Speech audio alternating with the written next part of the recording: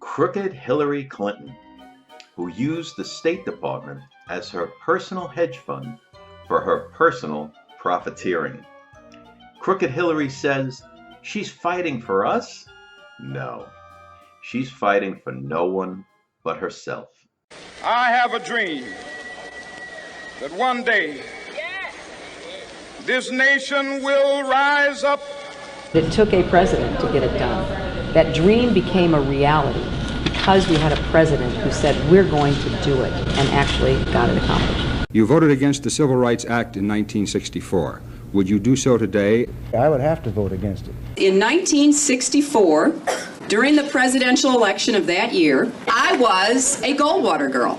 I mean, really, we used to wear, little banners which said Goldwater girl. We profoundly disagreed with the forms of the welfare reform bill. By the time Bill and I left the White House, welfare rolls had dropped 60%.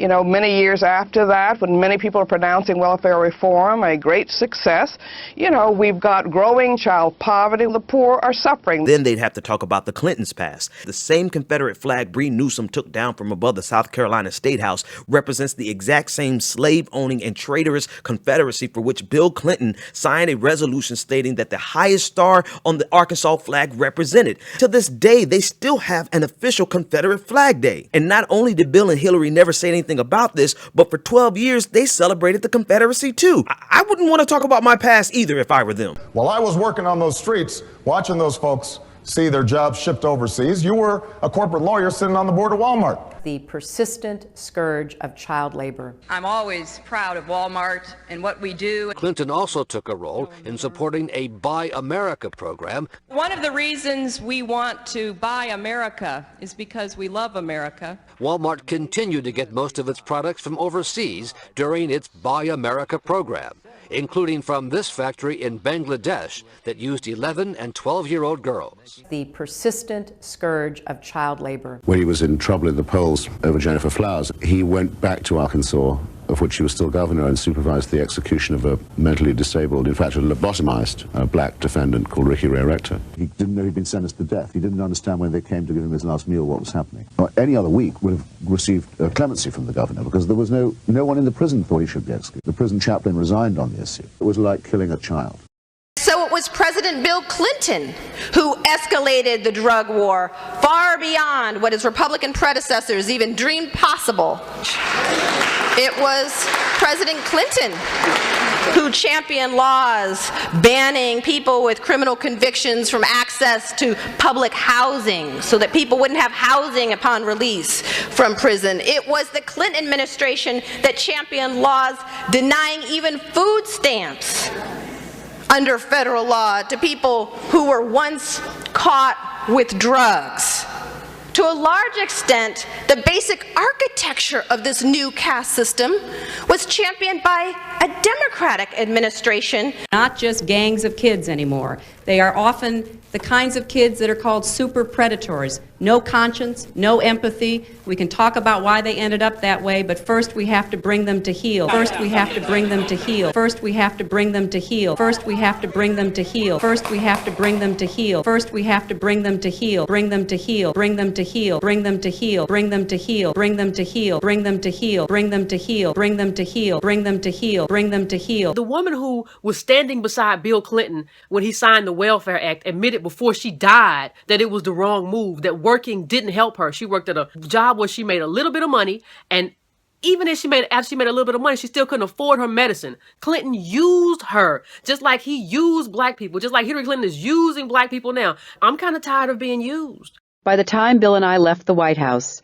welfare rolls had dropped 60%. 6 million, 2% of our population have no income except those food stamps. The food stamps is the sole thing that stands between them and being totally without any income. I want to talk about this story that CNN.com put out dealing with the recession worsens racial wealth gap. Whites have a net worth about 20 times that of blacks and about 18 times that of Hispanics. Who's to blame for this? She was very close to Robert Rubin, to Lawrence Summers, to the people in the Clinton administration who gave us the radical deregulation of Wall Street. So they're the ones that opened the door to the Wall Street thieves that brought on the Great Recession. Hillary Clinton has not been a friend to black people. We're not just talking about mass incarceration. This duo has gutted and devastated the black community. You can draw a line from the evaporation of black wealth in the black community back to the deregulation of the Clinton years. I would be hard pressed to find in recent memory another president who's been quite as damaging. Perhaps the most important wreckage to take a look at is really the wreckage of the Democratic Party. In this campaign, the nation has had to forgive you early and often. We have forgiven you your misspeaking about Martin Luther King's relative importance to the civil rights movement. We have forgiven you the 3 a.m. phone call commercial. It's 3 a.m. and your children are safe and asleep. But there's a phone in the White House and it's ringing. Something's happening in the world. Your vote will decide who answers that call. Whether it's someone who already knows the world's leaders, knows the military, someone tested and ready to lead in a dangerous world. It's 3 a.m. and your children are safe and asleep. Who do you want answering the phone? I'm Hillary Clinton, and I approve this message.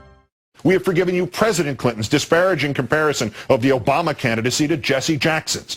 Jesse Jackson won South Carolina twice, in '84 and '88. I think people want change. I think they want to get beyond some of the racial politics that has been so dominant in the past. We have forgiven you for your boasting of your support among working, hardworking Americans, white Americans. Senator Obama's support among working, hardworking Americans, white Americans, is weakening again. We have even forgiven you repeatedly praising Senator McCain at Senator Obama's expense and at your own expense and at the Democratic ticket's expense. We have forgiven you the photos of Osama bin Laden in an anti-Obama ad. Now, my husband did not wrap up the nomination in 1992 until he won the California primary somewhere in the middle of June, right? We all remember Bobby Kennedy was assassinated in June. This nation's deepest shame, its most enduring horror, is political assassination. A person who can let hang in midair